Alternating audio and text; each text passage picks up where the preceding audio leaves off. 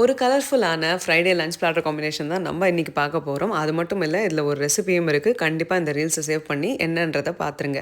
எப்பவும் போல் கொதிக்க கொதிக்க சாதம், பீட்ரூட் பொரியல், அதோட ரெசிபி பிளாகில் இருக்குது, ஸ்டோரியில் ஷேர் பண்ணுறேன். மிக்சட் பெல் பெப்பர் ரைத்தா, அதுதான் இன்றைக்கி இந்த ரீல்ஸில் நம்ம பார்க்க போகிறோம் ரெசிபியாக. கூடவே கொத்தமல்லியும் புதினாவும் வச்ச தொகையில் ஒரு டீஸ்பூன் நெய். தொகையிலோட ரெசிபி குயிக்காக டிஸ்கிரிப்ஷனில் நான் கொடுக்குறேன். ரைத்தா எப்படி பண்ணுறதுன்னு பார்க்கலாம். கடாயில் ஒரு டீஸ்பூன் நெய் சேர்த்துட்டு பஜ்ஜி மிளகா, சிவப்பு குடை மிளகா, பச்சை குடை மிளகா, செலரி நான் சேர்த்துருக்கேன்.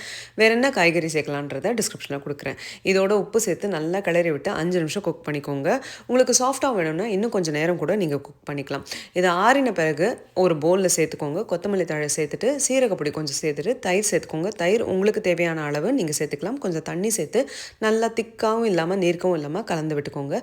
தாளிப்பையும் இதோட சேர்த்துருங்க. தாளிப்பு என்னன்றதையும் டிஸ்கிரிப்ஷனில் கொடுத்துருக்கேன். கிளறி விட்டு இதை சூடாக சாதத்தோடு பரிமாறுங்க.